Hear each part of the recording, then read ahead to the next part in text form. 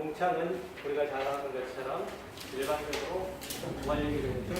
대기를 나타내는 대기 하늘이다 라고 그렇게 얘기했죠. 그죠? 하나님께서는 이 물과 물 사이에다가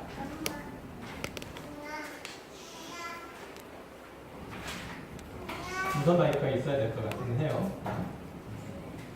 어쨌든 하나님께서는 물과 물 사이에다가, 그러니까 위의 물과 아래 물 사이에다가 공창이라는 것을 두셨어요. 우리가 흔히 대기권이라고 하는 그 하늘을 두신 거죠. 자, 이것은 우리 모든 땅에 있는 생물들이 살아갈 수 있는 그 터전, 그 근거가 되는 거죠. 그래서 우리가 일반적으로 얘기하는 그 대기 속에는 산소가 약 몇 프로 되니까 한 20% 정도 있고, 그 다음에 질소가 한 80%가 되는데, 이것은 하나님께서 주시는 인간과 그리고 생물이 생육하기에 가장 알맞은 곳이다. 여기에서 산소가 약 10%만 더해줘도 큰일 난다 그랬죠. 큰일 난다 그랬어요. 그래서 베드로전서가 얘기하는, 베드로후서가 얘기하는 그 마지막 날에 하늘과 땅이 그 체질에 녹아드는 그런 일들도 아마 이 산소의 농도가 커지면 아마 있을 수 있는 일이 되지 않을까라고 생각을. 그러니까 이 세상이 불바다가 되는 거죠. 산소의 농도가 조금만 높아지면. 그래서 이렇게 공창을 허락하셔서 생물들이 생육하고 또 번성할 수 있는 그 환경들을 허락하셨다라고 하는 거죠. 그리고 이제 이 공창을 성경에서 얘기를 할 때 이 공창은 어떤 단어로 하나님께서 궁창을 만드셨는데 이 만들어진 궁창이라고 하는 것은 마키아, 즉 다시 말해서 두들겨서 편처럼 그렇게 만드셨다고 그렇게 얘기를 했어요. 그래서 이 두들겨서 그 편처럼 만든 것은 그 성소의 기명들 중에서 어떤 것이 그렇게 될까 그랬죠? 물두멍이라는 것이 두들겨서 펴서 만들어진 것. 그래서 이 궁창은 이 성소가 뭘 축소해 놓은 거라고요? 성소가 우주 만물들을 축소해 놓은 거예요. 우주를 축소해 놓은 것인데, 그러니까 이 중에서 성소의 기명들 중에서 물두멍은 바로 뭘 의미한다? 이 궁창을 만드시는 것을 보여주고 있다라고 하는 것이죠. 그래서 이 물두멍을 펴서 만들었는데 이 물두멍을 통해서 이 물두멍은 어떤 역할들을 하냐면 맨 처음에 제사장이 성소에 나아갈 때 성전 뜰에서 뭘 했죠? 짐승을 잡아서 그 각을 떠서 번제단에 제사를 드리죠. 그렇죠? 제사를 드리고 그리고 이제 한 걸음 더 나아가서 뭘 하죠? 이 물두멍에 자신의 몸을 씻게 돼요. 그렇죠? 자신의 몸을 씻게 되는데 이 물두멍이 바로 제사장이 몸을 씻는 역할들을 해줄 수 있는, 씻을 수 있게 해주는 그런 것이죠. 그래서 이 물두멍을 지나게 되면 뭐가 나와요? 성소가 나오죠. 성소가 나오죠. 이 성소와 지성소를 가르는 그 휘장이 있고 앞쪽에는 성소, 뒤쪽에는 지성소. 그리고 성소에는 무엇이 있고 이거 다 지난번에 전에 설명을 드렸던 것으로 기억을 해요. 그래서 이 휘장을 지나면 이제 성소의 휘장을 지나면 지성소가 나오고 지성소 안에는 하나님의 뭐가 있어요? 만약 괴가 있죠. 증거 괴가 있죠. 그래서 제사장이 1년에 한 번씩 대속죄일 때 이 지성소에 들어가기 위해서는 번제단을 거쳐서 물두멍을 지나서 물두멍에서 자신의 몸을 씻고 그리고 성소에 들어가고 성소를 지나서 떡상과 그리고 진설병이죠. 떡상을 준비하고 그리고 그 촛대에 불을 켜고 그리고 이제 지성소 안으로 들어가죠. 이 성소와 지성소 사이에 뭐가 있었다고요? 휘장이 있죠. 그죠? 그래서 이 휘장은 뭐가 그려져 있다고 그랬죠? 그룹들이 그려져 있죠. 그죠? 그룹들이 그려져 있는데 이 그룹들이 그려져 있는 것들은 죄인이라고 하는 존재. 우리 인간은 죄인인데 죄인들은 하나님을 둘러싸고 있는 그 그룹들을 통과하지 않고는 절대 하나님을 배울 수 없다라고 하는 것을 상징적으로 보여주는 거죠. 그래서 에덴 동산에서 얘기를 했었죠. 에덴 동산에서 이제 인간이 범죄함으로 하나님께서 그 에덴 동산에 인간이 들어올지 못하도록 뭐를 했죠? 그룹들로 하여금 그 에덴 동산을 지키도록 하셨죠. 지키도록 하셨고 두루도는 하염검으로 그 둘레를 지키시게 했다는 사실들을 기억하시면 된다고 얘기를 했었어요. 자, 그런데 어느 날 우리가 어떻게 해서 하나님을 아무 때나 뵐 수 있게 됐죠?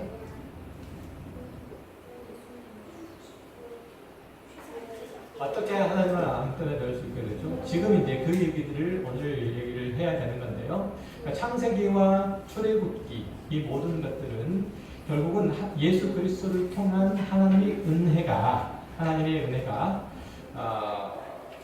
인간에게 미쳐서 그것이 우리들의 구원을 가져다 주며 또 그렇게 그것들을 통해서 우리가 하나님 앞에 나아갈 수 있도록 그렇게 해주셨다는 사실들을 이제 출애굽기와 창세기가 공히 말하고 있죠. 다시 말하면 창세기와 출애굽기는 둘 다 뭐냐면 예수 그리스도를 통한 은혜의 구원이라고 하는 한 가지 주제로 귀속돼요. 지난주에 했던가요? 창세기도 그렇고 출애굽기도 그렇고 예수 그리스도를 통한 은혜의 구원 이걸 이제 얘기를 하고 있는 거예요. 그래서 이 두 책은 늘 창세기도 그렇고 출애굽기를 읽으면서 우리는 누구를 떠올릴 수 있어요? 예수 그리스도를 떠올릴 수 있어요. 그래서 우리가 흔히 얘기를 하잖아요. 신약과 구약을 딱 축약시키면 뭐가 나오죠?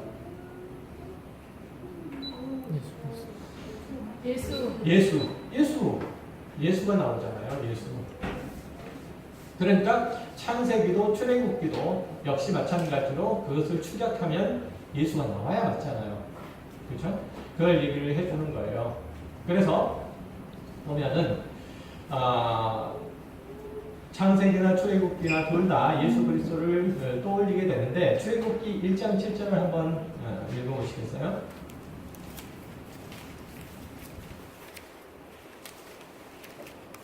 이스라엘 자손은 생육하고 불어나 번성하고 매우 강하여 온 땅에 가득하게 되었더라. 온 땅에 가득하게 됐다. 이스라엘 자손이 생육하고 불어나서 번성하고 매우 강하여 온 땅에 가득하게 되었더라. 이거는 뭘 떠올리죠? 우리는 뭘 떠올릴 수 있죠? 땅이 충만하고.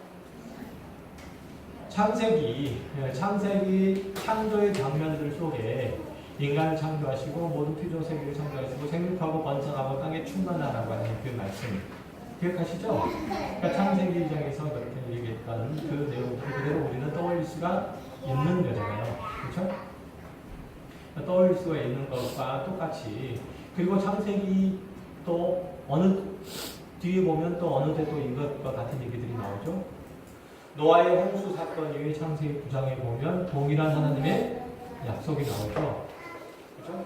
노아의 홍수 이후에 하나님께서 이 세상을 재창조하시는 장면들 속에서 생육하고 번성하고 땅에 충만하는 말씀들이 나오고 또 어디에 또 등장을 하게 되죠? 창세기 12장이나 15장에 보면 하나님께서 아브라함을 부르셔서 그의 후손들을 하늘의 별처럼 땅의 모래처럼 만들겠다 하시잖아요. 이것이 곧 뭘 얘기하는 거죠? 생육하고 번성하고 땅에 충만한 거예요. 그러니까 이 모든 과정들이 그렇고 이것들을 하나님께서 복권마다 확인해 주시면서 출애굽기 1장에 보면 이렇게 지금 하나님께서 아브라함에게 약속했던 것처럼 또한 그거보다 훨씬 더 앞서 나갈 때 하나님께서 아담을 창조하시고 그리고 생육하고 번성하고 충만케 하시는 그 하나님의 복이 지금 출애굽기 1장 17절에서 이스라엘 백성들에게 임한 것을 알 수가 있잖아요. 그렇죠? 그래서 그렇게 이어져가고 있다는 사실이에요. 자, 그러면 생각을 한번 해봅시다. 이스라엘 백성들이 참으로 온 땅에 충만하고 또 번성했습니까? 그랬습니까? 온 땅에 가득했습니까? 고작 해봐야 고센 지역에 있잖아요. 그죠? 고작 해봐야 고센 지역에 있는데 왜 이런 표현들을 썼을까요? 그러니까 모세는 지금 창세기 1장 28절 생육하고 번성하고 충만하게 하는 이 그 창조의 그 언약 하나님의 구원이 창조의 그 언약의 얼마만큼 직결되어 있는지, 하나님께서 창조하신 이 창조의 세계가 인간의 타락에도 불구하고 어떻게 하나님의 거룩하시고 은혜로우신 그리고 전능하신 기의 힘과 능력을 따라서 그것이 성취되고 있는지를 보여주는 장면인 거예요. 그러니까 어떠한 인간의 타락이나 인간의 배반에도 상관없이, 그것과는 상관없이 하나님께서 그 은혜로 하나님께서 약속하신 그 언약의 내용들을 성실하게 지켜낸다는 사실을 출애굽기 1장 10절에서는 다시 한번 보여주고 있는 것이죠. 자, 그런 가지를 가지고 이제 천지 창조와 성막의 축조 그리고 출애굽을 이렇게 포개보면 그러니까 출애굽은 무죄한 어린 양의 피가 문설주 그리고 임방에 발라짐으로써 이제 시작이 되잖아요. 그렇죠? 시작이 되죠. 출애굽은. 그죠?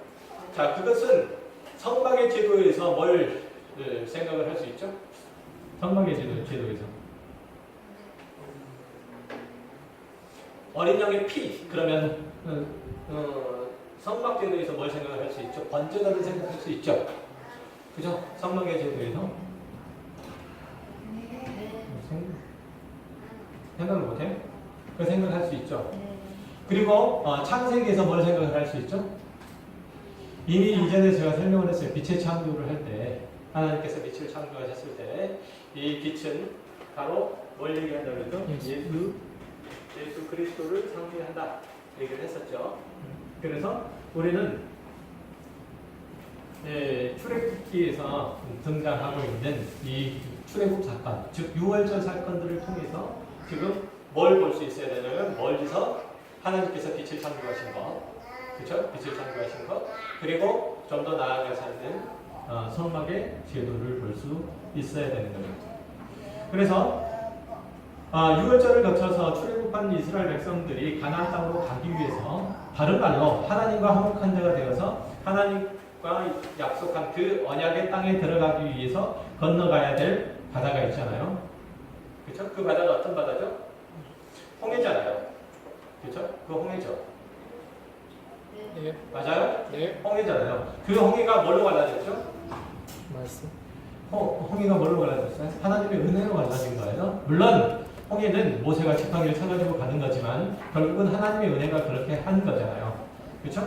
그럼 뭘 생각할 수 있어야 되죠? 이것은 창세기의 1장 6절에서 9절에 나타난 둘째 날 사건을 연상할 수 있어요. 자, 땅이 혼돈하고 공허했어요. 그죠? 하나님의 신이 그 위에 머물렀어요. 그리고 빛이 비쳤어요. 예, 첫째 날이에요. 첫째 날이에요. 둘째 날은 어떤 일들이 일어났었죠? 혼돈하고 공허한 사이에서 뭐가 생긴 거예요? 궁창이 생긴 거예요. 물과 물 사이를 나누는 궁창이 생긴 거예요. 그렇죠? 그러니까 출애굽 사건 때 홍해를 가르는 그 사이에 뭐가 드러나는? 묻이 드러나는 두 번째 날을 생각을 할 수가 있게 되겠죠. 그렇죠? 그래서 그것과 정확하게 겹치는 거예요. 자, 그러면 이제 이 세 개의 그림에 요한복음에 등장하는 내용들을 좀 겹쳐볼게요. 요한복음 1장에 쓰인 어린 양 그리고 세례 이런 나중에 이제 설명드리겠지만 이것은 다 출애굽기에 사용된 언어들이에요. 그렇죠? 어린 양이라고 하는 거나 아니면 세례라고 하는 것은 다 그래요. 그러니까 성경은 창세기와 출애굽기와 요한복음 그리고 맨 끝으로는 요한계시록에까지 다 한 가지 얘기를 하고 있다는 사실을 보여주는 거죠. 뭐죠? 예수 그리스도 그리고 그로 말미암는 구원이 어디에까지? 하나님의 영원한 나라에까지 미친다라는 사실을 보여주고 있는 거예요. 요한복음은 빛이 오셨다라는 얘기로 시작되잖아요. 그렇죠? 그러니까 창세기 뭐예요? 창세기 첫 번째 날 빛이 오셨다는 것 기억하시죠? 요한복음 1장은 빛이 오셨다는 거예요. 2장은 어떤 내용이 들어있죠?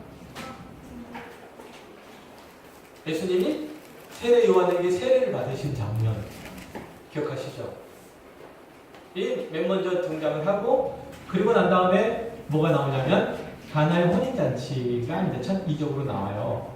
7개의 요한복음은 7개의 기사로 되어 있거든요. 7개의 기사. 나중에 이제 요한복음을 할 때 설명을 하겠지만 어쨌든 그런 것들이 쭉 등장을 해요. 언제까지 등장을 해요? 요한복음 12장까지 이렇게 등장을 해요. 그리고 이제 예수님이 순환 받으신 장면들과 그리고 그룹이 이제 연이어서 등장을 하게 되는데 어쨌든 그 서론격에 대해 나타나 있는 요한복음 1장 1절에서 18장까지 1장 1절에서 18절까지가 바로 뭔 얘기로 시작하냐면 빛이 이 세상에 오셨다는 얘기로 시작을 하고 있다는 거예요. 이것은 창세기의 첫 번째 날, 창조의 첫 번째 날이고 성막의 번제단이고 출애굽기의 유월절의 이미지가 그대로 겹쳐지는 모습인 거예요. 그리고 이제 요한복음은 빛이신 분이 그 세례 요한에게 세례를 받으시는 그런 이야기로 이어져 있죠. 이 세례는 어떤 의미를 가지고 있다고 그랬어요? 고린도전서 10장에 보면 읽어보시겠어요? 1절, 2절. 고린도전서 10장 1절, 2절.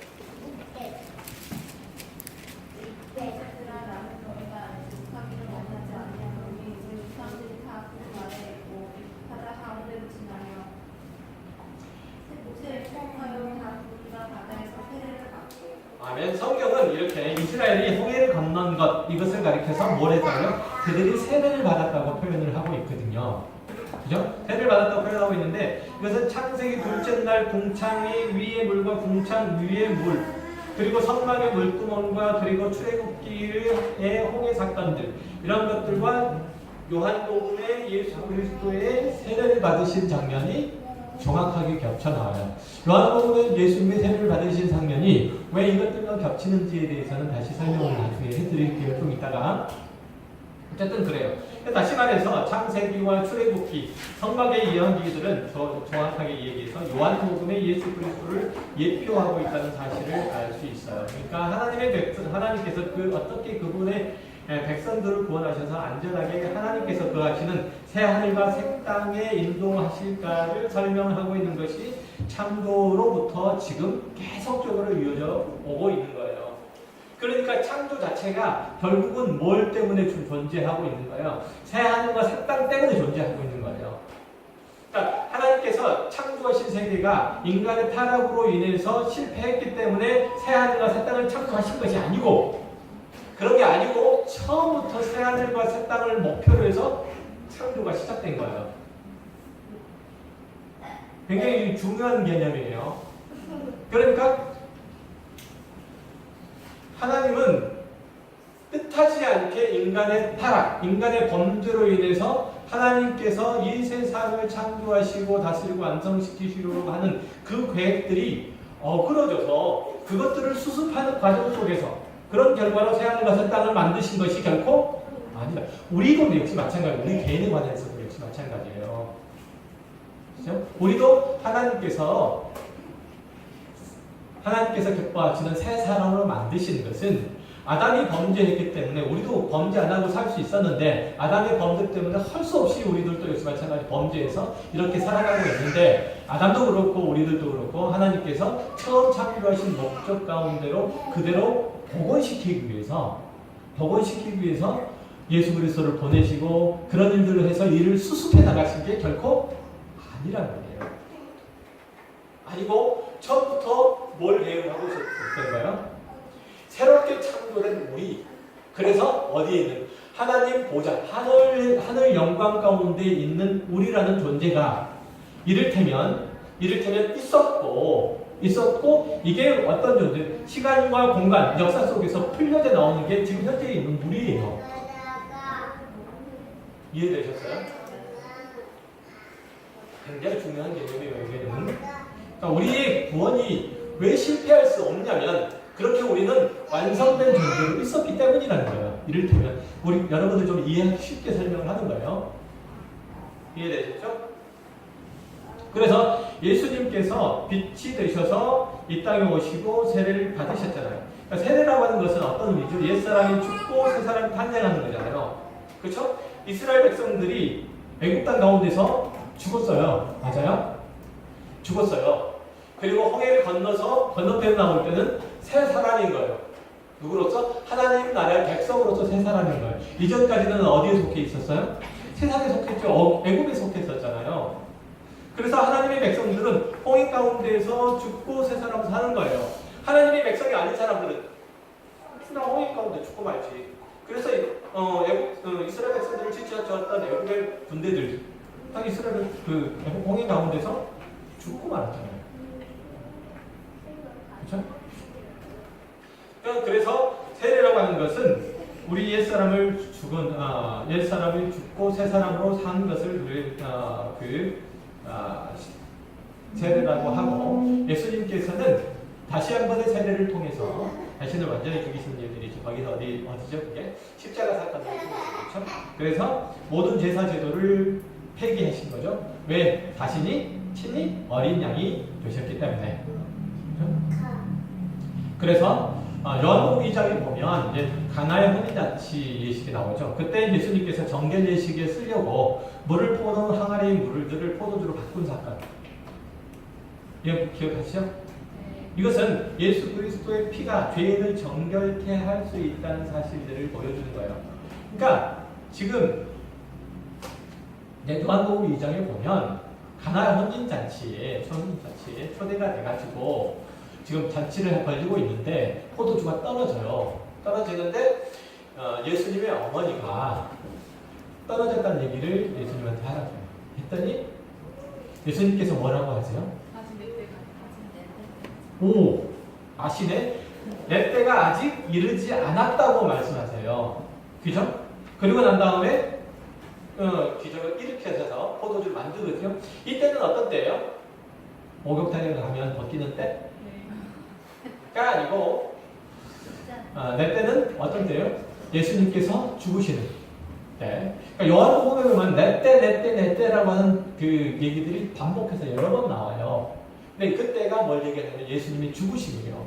그러니까 예수님의 죽으심의 때가 아직 이르지 아니하는 거예요. 아니하는 거예요. 그래서 이건 정결례는 아직까지 유효해요? 안 유효해요? 아직까지는 유효한 거예요. 예수님이 죽으시지 않았기 때문에. 그렇죠? 유효한데 이제 예수님께서 내 때를 언급하시면서 이 정결 예식에 쓰는 이 물을 뭘로 바꾸세요? 포도주로 바꾸세요. 즉 다시 말하면 더 이상 구약에 쓰이던 정결 예식과 그것에 필요한 모든 것들이 예수 그리스도의 때에 이루어질 십자가 사건, 예수 그리스도의 피, 그죠? 피로 인해서 더 이상 무효하게 되었다라는 그런 의미에서 지금 물을 포도주로 바꾸는, 물을 예수의 피로 바꾸는 그 사건들을 일으키시는 것이고, 그래서 이제 잔치가 되게 될 수 있는 그런 환경 여건을 만드신 거예요. 그러니까 가나의 혼인 잔치는 어떤 사건이냐면 기쁨이 사라진 거예요. 즐거움이 사라진 거예요. 기쁨과 즐거움이 넘쳐야 할 곳에 포도주가 떨어짐으로 해서 기쁨과 즐거움, 혼인잔치의 기쁨이 사라진 거예요. 그 혼인잔치의 기쁨, 그 즐거움을 재개할 수 있는 분은 누구밖에 없어요? 예수 그리스도밖에 없어요. 그래서 예수 그리스도께서 물을 포도주로 바꾼 거예요. 그냥 바꾸신 게 아니고. 그러니까 이건 굉장히 큰 상징적인 사건이에요. 이게 예수님께서 일으키신 첫 번째 기적이잖아요. 그러니까 예수님의 존재, 그가 하신 일을 설명하고 있는 거예요. 첫 번째 사건이. 그런 의미에서 요한복음 2장은 되게 중요한데요. 시간이 많이 어쨌든 그렇게 예수님의 피가 죄인들을 정결케 한다는 사실들을 보여주는 것이 지금 가나의 혼인잔치고, 이것은 제사장들이 물두멍에 가서 자신의 몸을 찢는 것이나 사람들이 음식을 먹기 위해서 정결 예식으로 자신의 손과 발을 물 항아리에 있는 것을 가지고 씻는 것이나 원리상으로는 똑같아요. 이해되셨죠? 그러니까 물두멍에 제사장이 자신의 몸을 씻음으로써 하나님께 들어갈 수 있는 것이다. 정결 예식에서도 역시 마찬가지고, 이런 것들을 예수님께서 당신의 피로 바꾸셨다는 것은 결국은 모든 것들이 실체화된 예수 그리스도로 말미암아서만 하나님께로 들어갈 수 있다는 사실을 보여주는 거예요. 네, 됐죠? 자, 그래서 성막의 물두멍은 제사장의 몸을 씻는 예식하는 것이고, 만약 여기서 정결 예식을 행하지 않으면 물두멍이 그 물을 덮쳐가지고 결국은 죽여버릴 수밖에 없는 그런 일들이고, 왜냐하면 하나님께서는 거룩하신 분이시기 때문에 그런 거죠. 그러니까 더러운 죄인이 물두멍에서 자신의 몸을 씻지 않고 들어갔을 경우에는 그 죄로 인해서 죽게 된다는 사실들을 보여주는 것이죠. 그래서 실제로 궁창 위의 물, 궁창 아래의 물이 한꺼번에 쏟아져 버린 시기가 있었어요. 언제요? 노아 홍수 때잖아요. 그러니까 노아 홍수 때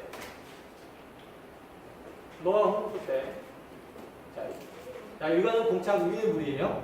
이건 궁창 아래의 물이에요. 이 궁창이 열려서 다 쏟아져 버린 거예요. 이거 땅에 있는 깊은 샘들이 열려서 쏟아져 버린 거예요. 그죠? 쏟아져 버린 거예요. 여기서 살아남은 존재는 누구밖에 없어요? 노아와 8 식구밖에 없잖아요. 그쵸? 방주 안에 들어있는 노아와 8 식구밖에 없어요. 이 노아와 8 식구가 살아남을 수 있었던 것은 어디에 있었기 때문에? 그들이 방주에 있었기 때문에. 그죠? 이 방주는 뭘 나타내요? 예수 그리스도를 상징한다는 우리 다 알아요. 뭐예요? 맞아요? 예수 그리스도를 상징한다는 다 알아요. 그러니까 예수 그리스도 안에 있지 않으면 물두멍 가운데서 정결케 하지 않으면 그저 정결케 하지 않으면 가나의 혼인 잔치에서 정결 예식을 통해서 그렇게 정결케 하는 것들이 예수 그리스도의 실제적인 그 속죄 사역으로 인해서 정결케 되지 않으면 다 모두 다 어떻게 될 수밖에 없다는 거예요. 하나님의 저주, 하나님의 심판을 받을 수밖에 없다는 사실들을 보여주고 있는 거예요. 이게 이제 죄인들의 실존이라고 하는 거죠. 실존. 그래서 노아와 홍수 사건이 바로 율법 아래의 물두멍이 그냥 지나친 자들에게 쏟아진 그 결과물들인 것이죠. 그런데 이제 예수 그리스도께서 십자가의 세례를 받으심으로써 그 물두멍을 뽀개신 것과 똑같아요. 그리고 이제 지성소를 맡고 있던 그 휘장도, 지성소와 성소를 맡고 있던 휘장도 예수 그리스도의 십자가로 말미암아 찢어져 버린 거죠. 그죠? 그러니까 자, 여기에는 하늘이 천국 먼 길을 찾다는 거 알죠? 예수님이 죽으실 때 번개가 치면서 뭐가 찢어진 거예요? 휘장. 휘장이 찢어진, 성소의 휘장이 찢어진 거예요. 성소의 휘장이 찢어진 거 동시에 뭐가 찢어진 거예요? 하늘이 찢어진 거예요. 번개가 치고 천둥이 찢어짐으로써 하늘이 찢어진 거예요. 연상할 수 있으시겠죠? 하늘이 찢어진 것에 대해서. 성소의 휘장이 찢어지고 하늘이 찢어짐으로써 우리와 하나님 사이를 가로막고 있는 이 휘장이 찢어지면 우리가 직접적으로 하나님 앞에 나아갈 수 있는 길들이 열릴 거예요. 성소와 지성소를 막고 있던 휘장이 찢어짐으로 이제 더 이상 제사장이 필요가 없는 것과 똑같이. 자, 마태복음 17장 50절 51절 한번 읽어보세요. 예수께서 다시 크게 소리 지르시고 영원히 떠나시니라. 이에 성소이장 위로부터 아래까지 찢어져 불이 되어 땅이 진동하여 다리가 섰습니다. 아멘. 자, 이렇게 해서 셋째 하늘을 가로막고 있던 궁창, 첫째 하늘과 둘째 하늘이 지금 제거된 거예요. 이해되셨죠? 그러니까 창조의 둘째 기사는 예수 그리스도로 말미암아 혼돈과 어둠의 세상이 하나님의 의의 질서들로 바로 잡힌 것들을 얘기를 하고 있는 것이죠. 자, 그러면 이렇게 이제 새 하늘과 새 땅이 열리면 이런 것들뿐만 아니라 우리와 하나님 사이를 가로막고 있었던 모든 게 다 무너지고 없어지게 돼요. 궁창과 바다가 더 이상 없게 된다는 거죠. 요한계시록 한번 찾아보시겠어요? 21장 1절.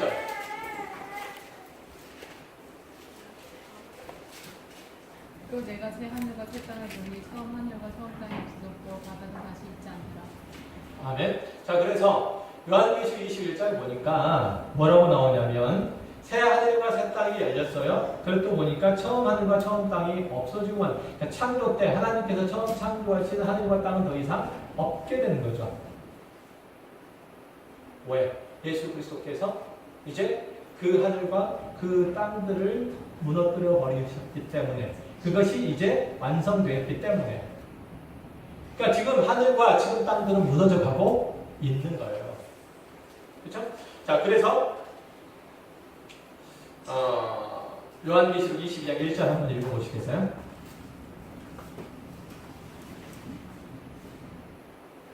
21장 1절 22장 1절 그가 수들같이 맑은 생명수의 강을 내게 이르니 하나님과 자, 2절까지 한번 보죠. 길 가운데로 그러더라. 방 좌우에 생명나무가 있어 12가지 열매를 맺게 달마다 그 열매를 맺고 그 나무 잎사귀 되는 만국을 치유하기 위하였더라. 자, 이것은 지금 뭘 보여주고 있느냐면 뭘 보여주고 있죠? 새하늘과 새 땅 가운데서 생기는 일들에 대해서 보여주고 있는데 이것은 창세기 1장에서 등장하고 있는 에덴의 동산, 그죠? 에덴 동산의 한층 더 완성된 형태로 지금 에덴 동산이 새롭게 변화되어 있는 것들을 볼 수가 있는 거죠. 그죠?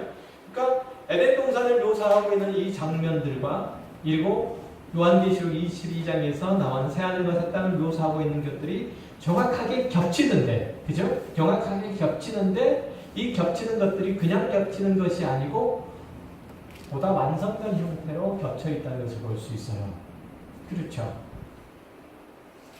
그렇게 등장을 하고 있다는 것. 그래서 창조의 둘째 날은 하나님께서 궁창을 만드셔서 하나님이 계신 하늘과 그리고 인간이 살아가는 땅들을 구별하셔서 하늘과 땅이 다른 말로 하나님과 죄인들이 타락으로 말미암아서 어떻게 분리되었는지 실제적으로 보여주고 그리고 그 나눔의 벽 위에 공창인 예수 그리스도를 통해서 그것들을 거두심으로써 하나님께서 계시는 이 땅들 이 하나로 합해진다는 것을 보여주고 있는 거예요. 자, 그러면 여기까지만 오늘 할게요. 자, 창조의 둘째 날이 어떻게 예수 그리스도의 구원 사역, 즉 새 창조의 사역과 어떻게 맞닿아 있는지를 좀 살펴볼게요. 둘째 날에는 아까 말씀드렸던 것처럼 물이 궁창 위의 물과 궁창 아래의 물로 갈라져요. 그죠? 그리고 이 물이 갈라진 사건은 어디서부터 볼 수 있는가요? 출애굽기에도 나온다고 그랬었잖아요. 여러분들이 알고 있는 것처럼 홍해가 갈라지고 하나님의 택한 자들이 구원을 받고 나머지 죄인들이 모두 물에 빠져 죽었잖아요. 그래서 아까 읽었던 것처럼 고린도전서에서 뭘 얘기하는 거죠? 세례를 받은 거라고 해석을 했어요. 그렇죠? 자, 구름은 어디예요?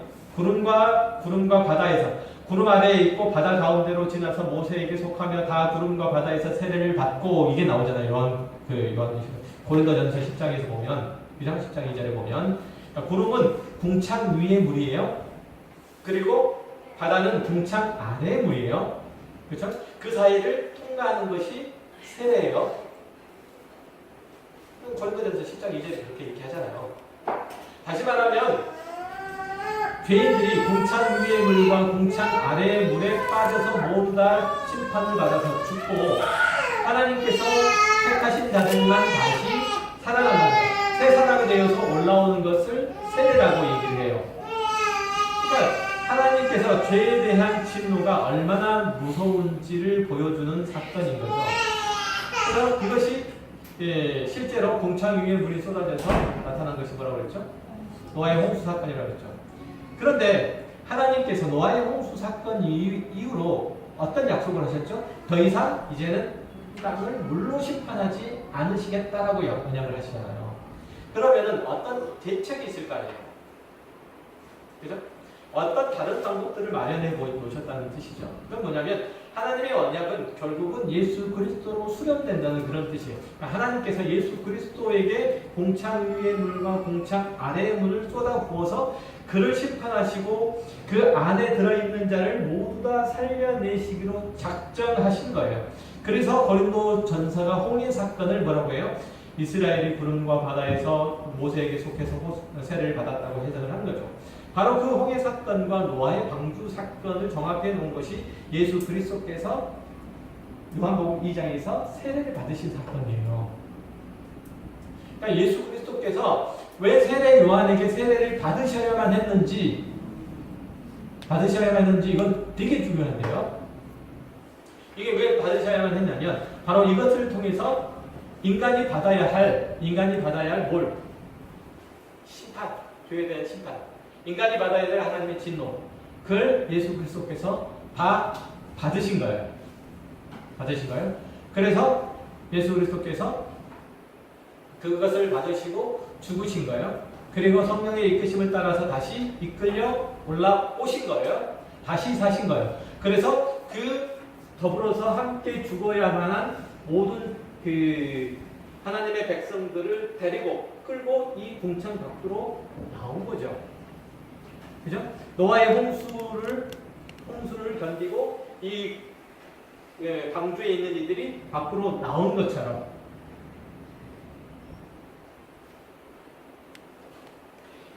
그래서 이제 그게 이제 그 사건들이고 그래서 예수 그리스도께서 받으신 그 세례는 그가 죄인들과 연합하신 사건이라고 하죠.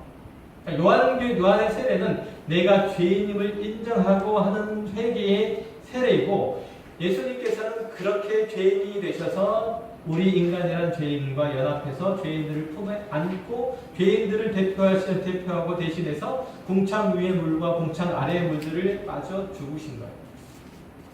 그래서 요한복음의 둘째 날에 예수님의 이 세례 받으신 장면이 나와요. 자, 요한복음의 1장에 예수님께서 세례를 받으신 날이 2장에 한번 보실래요? 물론 둘째 날이라고 나오지는 않았어요.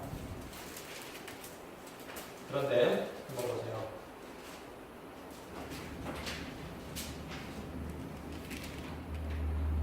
29절 한번 읽어보시겠어요? 29절만.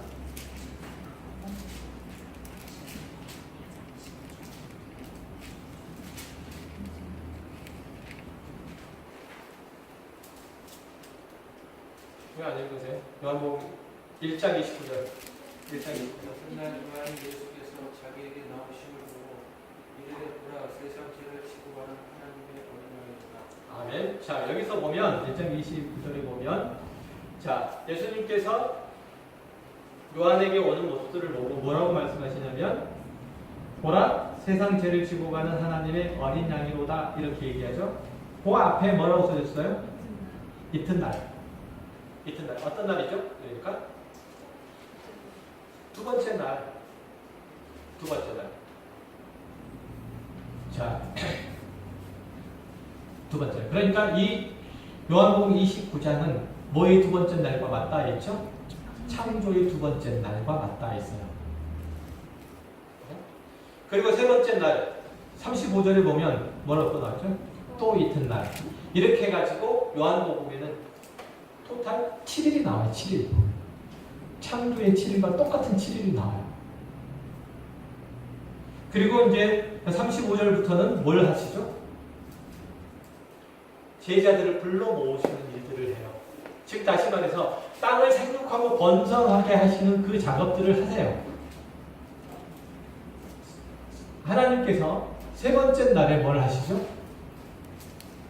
세 번째 날에 뭘 하시냐면 땅에 있는 물과 나누세요. 그리고 땅을 생물들이 살 수 있는 환경을 만드시고 각종 거기에 식물들과 과목들을 내세요. 땅을 번성케 하시는 거거든요. 자, 하나님께서 예수 그리스도께서 그 땅을 만드시고 토양을 만드시고 그곳 가운데서 제자들을 불러내심으로써 성육하고 번성하게 하시는 일들을 세 번째 날에 하시는 거예요. 똑같죠? 그렇게 이제 해 가시는 거죠. 그래서 보면 예수 그리스도께서 이 땅에 오셔가지고 세례를 받으신 이 장면들은 그래서 뭐라고 얘기하냐면 예수님께서 자기에게 나아오심을 보고 보라 세상 죄를 지고 가는 하나님의 어린 양이다 이렇게 얘기를 하는 거예요. 그러니까 세상 죄를 지고 가는 하나님의 어린 양, 그 하나님의 어린 양이 지금 어디에 될 거예요? 어디에 들어갈 거예요? 물에 빠지실 거예요. 요단강에 빠지실 거예요. 그리고 죽으시는 거예요. 이게 어떤 장면이에요? 이게 세상 죄를 지고 계시는 하나님의 어린 양이 하시는 일이에요. 물에 빠져 죽는 거. 이해되시죠? 이게 어린 양이 하는 일들이고 그를 통해서 그와 함께 모든 것들이 다 죄인들이 빠져 죽게 되는 거죠. 그래서 회개의 세례를 받으시는 것이고요. 그 자리에서 저주와 심판을 물속에 빠져서 죽을 죄인들이 건져 올리시는 거예요. 그래서 로마서 6장 4절 한번 보세요. 로마서 6장 4절.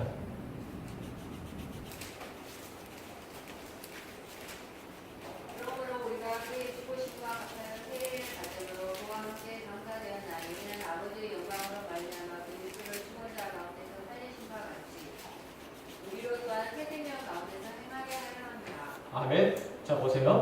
그러므로 우리가 그의 죽으심과 합하여 세례를 받음으로 그와 함께 세례를 전사된다. 예수 그리스도의 세례와 더불어서 우리가 세례를 받은 건데 그를 뭘 얘기하냐면 그와 함께 장사 지냈다고 얘기를 하잖아요. 그렇죠? 그러니까 예수 그리스도께서 세례를 받으시는 장면은 모든 죄인들을 함께 품고 함께 죽으신 거예요. 그러니까 공창 위의 물과 공창 아래 물들이 다 쏟아져서 예수 그리스도에 덮이신 사건이고, 그렇죠? 그런 사건이고, 그리고 다시 예수 그리스도를 다시 끌어올리시는 거죠. 이거는 이제 예수 그리스도께서 다시 사신 예수님으로서 존재하는 거죠, 이미. 그러니까 우리가 세례를 받은 것은 주와 함께 죽고 주와 함께 다시 산다. 다시 말해서 예수님께서 하나님의 심판 가운데서 우리를 건져내신 것을 상징적으로 보여주고 있는 장면이에요. 마가복음 10장 38절 39절 한 번만 더 읽어보세요. 다 끝났어요 이제?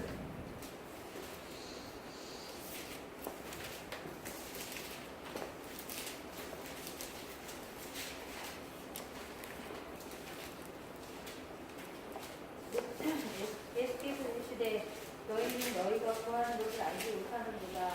내가 마시는 잔을 너희가 마실 수 있으며 내가 받는 세례를 너희가 받을 수 있느냐. 그들이 말하되 할 수 있나이다. 예수께서 이르시되 너희는 내가 마시는 잔을 마시며 내가 받는 세례를 받으려니와.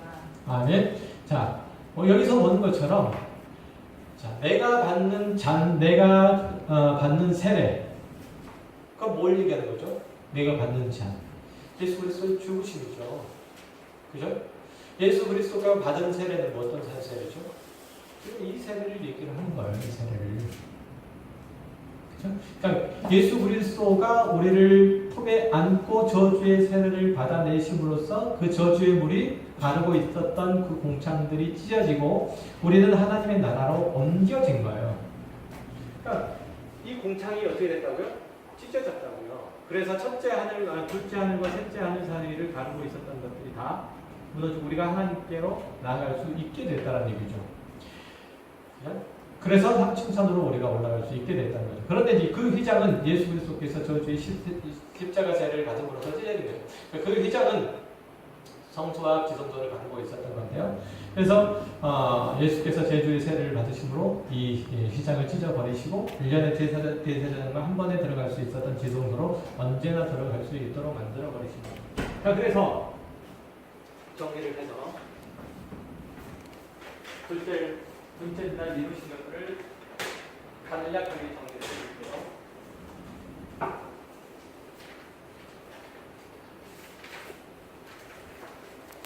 자, 하나님께서 둘째 날에 공창 위의 물과 공창 아래의 물을 주셨어요. 이 사이가 공창이에요.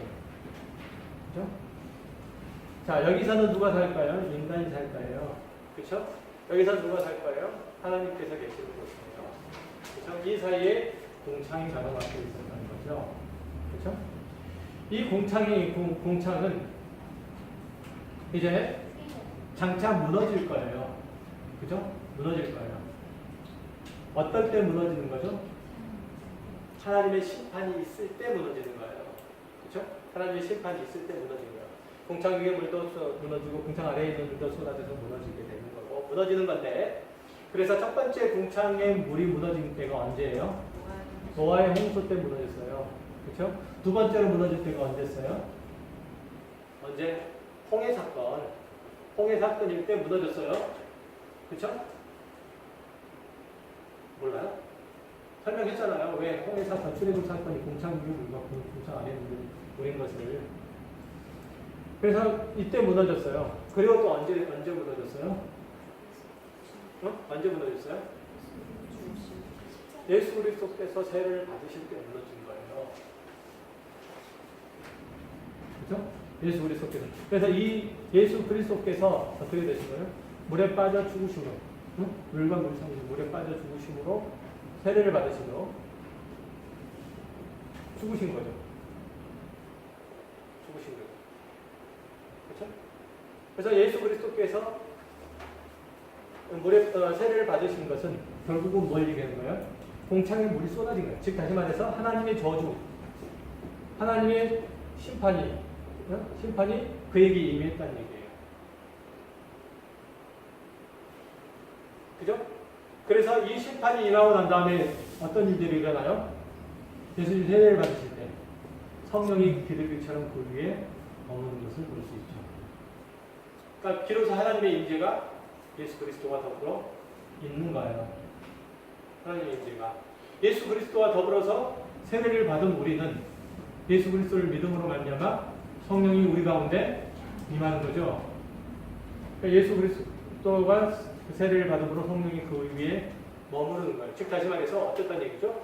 궁창 위의 문과 궁창 아래 문을 가르고 있었던 궁창이 가르고 있었던 이 궁창이 무너지고 하나님과 우리 사이의 교통이 있게 되었다는 그런 의미예요.